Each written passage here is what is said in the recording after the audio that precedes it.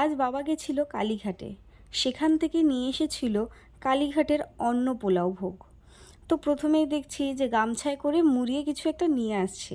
তো জিজ্ঞাসা করাতেই বলল যে ভোগ নিয়ে এসছি, আর সেটা হচ্ছে অন্ন পোলাও ভোগ। এটা খুলেই দেখছি যে তার মধ্যে আমিষ নিরামিষ সমস্ত কিছু রয়েছে।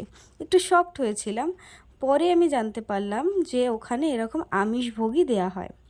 আর যে মাংসটা সেখানে আছে সেটা হচ্ছে তোমার বলির মাংস।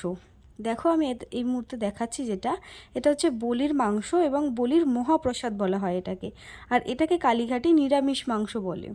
তো এখানে মাছ আছে, ডাল আছে, পোলাও আছে, ভাজা আছে, পায়েস আছে। তো এর আগে আমি কখনো কালীঘাটের এই ধরনের প্রসাদ খাইনি। যত প্রসাদ খেয়েছি, অন্নভোগ খেয়েছি, সমস্তটাই নিরামিষ। এই প্রথমবার আমিষ কোনো ভোগ খাচ্ছি। আমি এই জিনিসটা প্রথমবার দেখলাম, তাই তোমাদের সাথে শেয়ার করলাম।